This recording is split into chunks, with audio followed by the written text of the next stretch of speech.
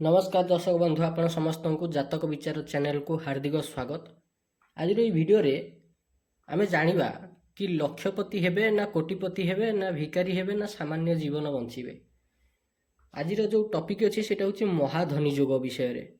आज वीडियो रे आमे जानिबा कुंडली रे महाधनी योग अछि कि नाही, किपरि आपण निजर कुंडली देखिकरी जानि परिबे। हमर ई जातक चैनल रे, हमर जो जातक विचार चैनल रे जातक केमती देखिबो, एस्ट्रोलॉजी केमती शिखिबो, ये सब विषय रे टॉपिक वीडियो माध्यम रे अपलोड करा जाए। तेणु जहाँ किछि आपनकर एस्ट्रोलॉजी रिलेटेड प्रॉब्लम अछि तार सॉल्यूशन आपण ई चैनल रे पाई परिबे। महाधनी योग, एई योग एक प्रकार एमिति राजयोग जहार परिणति स्वरूप व्यक्ति राजा तुल्य सुख समृद्धि भोग करे, अमाप जमी बाड़ीर मालिक हुए। आज वीडियो रे किछि एभली सूत्र कहबी जो सूत्र भितर गोटे भी जदि आपणक कुंडली रे लागू हो गला तेबे भाभी नेबे जे आपणक कुंडली रे महाधनी योग अछि आ सेटा आज नहेले भी काली निश्चित फलित हब। तेबे केमिति जानिबे सूत्र गुडी को कहूची मन रखंतु। जेतेक आपण जन्म कुंडली देखिबे तार एटा होची प्रथम घर अर्थात लग्न घर। प्रत्येक घर आंटी क्लॉकवाइज बुले अर्थात लग्न द्वितीय तृतीय चतुर्थ पंचम षष्ठ सप्तम अष्टम नवम दशम एकादश और द्वादश यही टाइप्र घर गणा हुए। प्रथम सूत्र होची कौनसी लोकर कुंडली रे जदि बिछा राशि रे मंगल बसी थांती तेबे ताकू रुचक राजयोग कहती बा कहीं याकू स्वराशिगत मंगल मध्य कहती।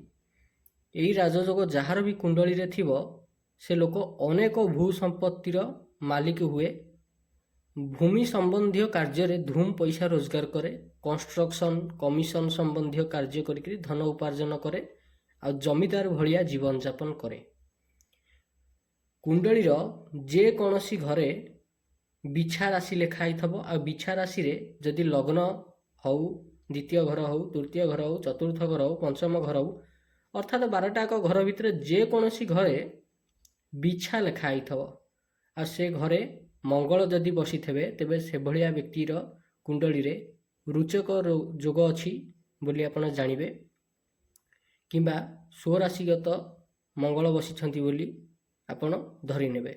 आउ एई राजयोग जहार भी कुंडली रे अछि से जमीदार भलिया जीवन यापन करिवो अर्थात अनेक भू संपत्तिर मालिक हब। नेक्स्ट सूत्र होची जदि काहारी कुंडलीर कर्कट धनु कुंभ किंबा मीन राशि रे गुरु चंद्र एकाठी बसतेबे। कौन गुरु अर्थात बृहस्पति चंद्र ये दुईटाक जितेबाला गोटे घरे बसती ताकू कहती गजकेशरी नामक राजयोग। कौन कहती गजकेशरी राजयोग। यही राजयोग कुंडलीर जेकोसी घरे सृष्टि हो से घरे जदि कर्कट राशि लेखाई थबो किंबा धनु राशि लेखाई थबो किंबा मीन राशि लेखाई थबो किंबा कुंभ राशि लेखाई थबो, यही चारिटा राशि रे जदि गुरुचंद्र एकाठी बसी थांती से भली लोकर 100% गजकेशरी राजयोग काम करे। आउ एभली लोक अपर्याप्त धन संपत्ति प्राप्ति करे, ताहा पुणी आकस्मिक ढंगरे प्राप्ति करे अर्थात ता जीवन में अनेक थर अचानक धन प्राप्ति हेब ही हेब आउ अकल्पनीय धन प्राप्ति हेब। जुआ लटरी सट्टा ये सबुरु पैसा अर्जन करिपारे, माटी खोलु खोलु किछि द्रव्य सुना अलंकार आभूषण पाई जाई पारे, रास्ता रे काहारी पर्स पड़ी जाई थाई पारे सेठारु पाइकरी धन अर्जन करिपारे। अर्थात जीवन रे एभली धन अर्जन हेब जहार कल्पना केबे करि नथेबे। नेक्स्ट सूत्र कौन जदि कहार कुंडलीर अष्टम घरे बृहस्पति थे, अष्टम घर ए कुंडलीर कोटा 1 2 3 4 5 6 7 8 आपणकर कुंडलीर जोठी जो नंबर लेखाई था ना कहीं सेटा फरक पड़ेनी किंतु एठू एक सब आरंभ हम, एठू एक आरंभ हेले ये सप्तम ये अष्टम। यही अष्टम घरे जदि बसी किए गुरु अर्थात बृहस्पति आउ अष्टम घरर स्वामी होकर जदि बुध द्वितीय घरे बसी थांती, द्वितीय घर कोटा एटा हला द्वितीय घर, एटा हला अष्टम घर। ଏଠି ସୂତ୍ର କ'ଣ କହୁଛି, ଅଷ୍ଟମ ଘରର ସ୍ୱାମୀ ହେଇକିରି ଯଦି ବୁଧ ଦ୍ୱିତୀୟ ଘରେ ବସିଥିବେ, ଅର୍ଥାତ୍ ଲର୍ଡ଼ ଅଫ୍ 8th ହାଉସ୍ର ପ୍ଲାନେଟ୍ ବୁଧ ଯଦି ଏଠି ବସିଥିବେ, ଯଦି ବୁଧ ଏଠି ବସିଥିବେ, ଏଠି କେଉଁ ରାଶି ଥବ, ଆଇଦର କନ୍ୟା ଥବ ନାଇଁ ତ ମିଥୁନ ଥବ, ତେବେ ଯାଇକିରି ଏ ଘରଟା ବୁଧଙ୍କର ହବ। 8th ହାଉସ୍ର ଲର୍ଡ଼ ଅର୍ଥାତ୍ ଅଷ୍ଟମ ଘରର ସ୍ୱାମୀ ଗ୍ରହ ଯାଇକିରି ବୁଧ ହେଇକିରି ଦ୍ୱିତୀୟ ଘରେ ବସିଲେ, ଆଉ ଏଇ ଅଷ୍ଟମ ଘରେ ବୃହସ୍ପତି ଯଦି ବସିଲେ, ତେବେ ସେଭଳିଆ ଲୋକ ତା ଜୀବନରେ ଖରାପ କାମ କରିକିରି ଧନ ଅର୍ଜନ କରିବ। ମଦ ବେପାର କରିକିରି ହଉ, ଗଞ୍ଜେଇ, ଚରସ, ଡ୍ରଗ୍ସ ଏସବୁ ଜିନିଷ ବିକ୍ରି କରିକିରି ହଉ, ଗୁଣ୍ଡାଗର୍ଦି କରିକିରି ହଉ, କି ଚୋରି ଟସ୍କରି କରିକିରି ହଉ, ଯାବତୀୟ ପ୍ରକାରର ଦୁର୍ନୀତିଗତ ଆଉ ଅପରାଧ ଜନିତ କାମ କରିକିରି ସେ ଧନ ଅର୍ଜନ କରିବ ମାନେ କରିବ।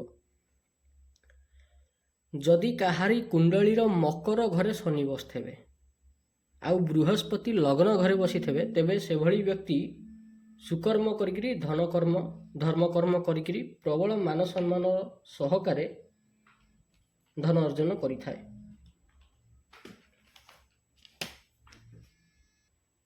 ସୂତ୍ର ଏଠି କ'ଣ କହୁଛି, ଯଦି କାହାର କୁଣ୍ଡଳୀର ମକର ଘରେ ଶନି ବସିଥିବେ ଆଉ ବୃହସ୍ପତି ଲଗ୍ନ ଘରେ ବସିଥିବେ, ତେବେ ସେଭଳି ବ୍ୟକ୍ତି ସୁକର୍ମ କରିକିରି ଧର୍ମକର୍ମ କରିକିରି ପ୍ରବଳ ମାନ ସମ୍ମାନ ପ୍ରାପ୍ତି କରିବ। କୁଣ୍ଡଳୀର ଲଗ୍ନ ଘର କେଉଁଟା? ଏଟା ହେଉଛି କୁଣ୍ଡଳୀର ଲଗ୍ନ ଘର, ଅର୍ଥାତ୍ ପ୍ରଥମ ଘର। ଏଇ ଘରେ ଯଦି ବୃହସ୍ପତି ବସିଥିବେ, ବୁଝିଲେ କି?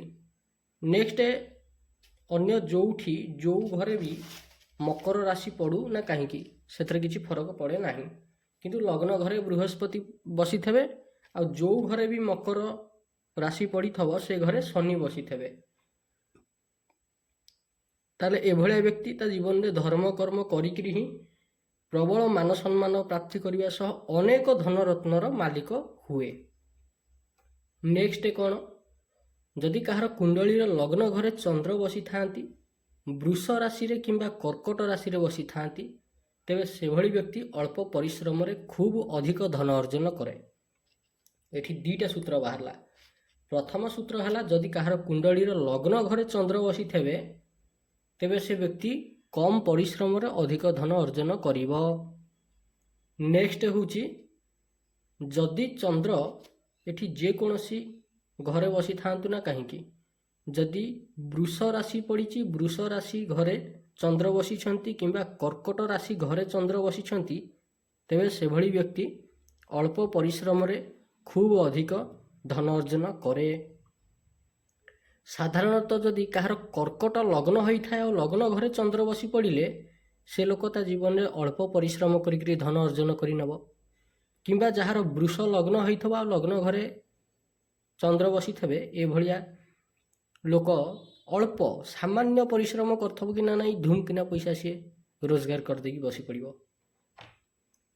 ଆଉ ଭାରି ଭଲ ବେପାରୀ ମାନେ, ଏ ଯେଉଁ କୁଣ୍ଡଳୀ ବର୍ତ୍ତମାନ ସୂତ୍ରଟା କହିଲି। ନେକ୍ସଟ କ'ଣ, ଯଦି କାହାରି କୁଣ୍ଡଳୀର ଶୁକ୍ର, ଚନ୍ଦ୍ର ଆଉ ରବି ଏକାଠି ଯେକୌଣସି ଘରେ ବସିଥାନ୍ତୁ, ସେଭଳି ବ୍ୟକ୍ତି ମହାଧନୀ ହୁଏ। ଏଟା ଯେଉଁ ଆପଣ 12ଟାକ ଘର ଦେଖିଲେ, ଏ ଘର ଭିତରେ ଯେକୌଣସି ଘରେ ହେଉନା କାହିଁକି, ଶୁକ୍ର, ଚନ୍ଦ୍ର ଆଉ ରବି ଯଦି ଏକାଠି ବସିଥାନ୍ତି, ତେବେ ସେଭଳି ବ୍ୟକ୍ତି ମହାଧନୀ ହୁଏ। ଏଭଳି ବ୍ୟକ୍ତି ଯେକୌଣସି ପରିସ୍ଥିତିରେ ରହୁ ନା କାହିଁକି, ତା ଜୀବନରେ ନିଶ୍ଚିନ୍ତ ଧନ ଆଗମନ ହେବ ଆଉ ତାର ପକେଟ୍ କେବେ ଫାଙ୍କା ରହିବନି।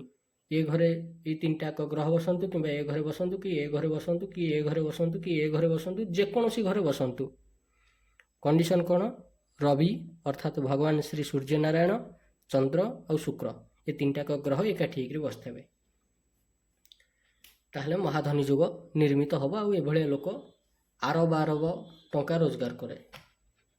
ନେକ୍ସଟ କ'ଣ, ନେକ୍ସଟ ସୂତ୍ର କହୁଛି, ଯଦି କାହାରି କୁଣ୍ଡଳୀର ସପ୍ତମ ଘରେ ଶୁକ୍ର ବସିଥାଏ, ସପ୍ତମ ଘର କେଉଁଟା, ଏଇଟା ସୂତ୍ର ପ୍ରଥମେ କହିଦେଉଛି, ଯଦି କାହାରି କୁଣ୍ଡଳୀର ସପ୍ତମ ଘରେ ଶୁକ୍ର ବସିଥାଏ କିମ୍ବା ମୀନ ରାଶିରେ ଶୁକ୍ର ବସିଥାଏ, ତେବେ ସେଭଳି ବ୍ୟକ୍ତିର ବିବାହ ପରେ ଭାଗ୍ୟୋଦୟ ହୁଏ ଆଉ ସେ ଯୌତୁକରେ ବହେ ଧନରତ୍ନ ଆଭୂଷଣ ପ୍ରାପ୍ତି କରେ। ଏଠି 2ଟା ସୂତ୍ର ବାହାରିଲା। କୁଣ୍ଡଳୀର ସପ୍ତମ ଘରେ, ଏଇଟା ହେଲା ସପ୍ତମ ଘର, ଏଇ ସପ୍ତମ ଘରେ ଶୁକ୍ର ବସିଥିବେ नचेत कुंडलीर जेकोसी घरे मीन राशि थब मीन राशि रे शुक्र बसी थे एठी थाऊ एठी थाऊ एठी थाऊ जेकोसी जगह थाऊ जदि सप्तम घरे शुक्र बसी था तेज बह पर भाग्योदय हम आ जौतुक बहे धन रत्न आभूषण प्राप्ति कर नचेत मीन राशि रे शुक्र बसी थब से भाया क्षेत्र में भी बह पर भाग्योदय हम आ जौतुक बहुत धन रत्न आभूषण प्राप्ति कर नेक्स्ट जदि कहारी कुंडलीर द्वितीय घरे मंगल चंद्र एकाठी था तेज से व्यक्ति धन अभाव स्पर्श करें नहीं। द्वितीय घर कौन यहाँ लग्न यहाँ द्वितीय घर जदि कहार कुंडलीर द्वितीय घरे मंगल चंद्र एकाठी था तेज से व्यक्ति को धन अभाव स्पर्श भी करें नहीं। प्रबल भूमि संपत्ति ताको प्राप्ति हुए अति धनी हुए ऐश्वर्यवान हुए जितेबाला द्वितीय घरे चंद्र मंगल एकाठी होकर बसंती। नेक्स्ट सूत्र कौन कन्या राशि रे जदि कहारी शुक्र केतु एकाठी बसी था तेबे एभली लोक प्रेम संबंध रहिबा मात्रे पैसा अर्जन करें किंतु 2-3 थर धोखा खाई सारिबा परे बढ़िया रोजगार करे निज परिश्रम जमी किणे घर करे इत्यादि इत्यादि। अर्थात कुंडलीर जेकोसी घरे कन्या राशि पड़ी थव कन्या राशि रे शुक्र और केतु एकाठी होकर बसते तेबे से भाया लोक धोखा खाई सारिबा परे धन अर्जन करे धोखा न खाइया पर्यंत से धन रोजगार करिपरिबो नाही। किंबा जहार कन्या लग्न होइथबा लग्न घरे केतु शुक्र एकाठी होइकी बइथबे से भाया लोक भी धोखा खाई सारिबा परे ही पैसा रोजगार करिवो। तेबे आशा करुच्ची आपनकु कॉन्सेप्ट भल भाव में बुझे पार्थेबी आउ आशा करुच्ची आपनकु भिडियोटी भल लगी जदि भिडियोटी भल लगी ये भिडियो देखिए आपण आम चैनल जातक विचार को निहाती सब्सक्राइब करंतु। धन्यवाद।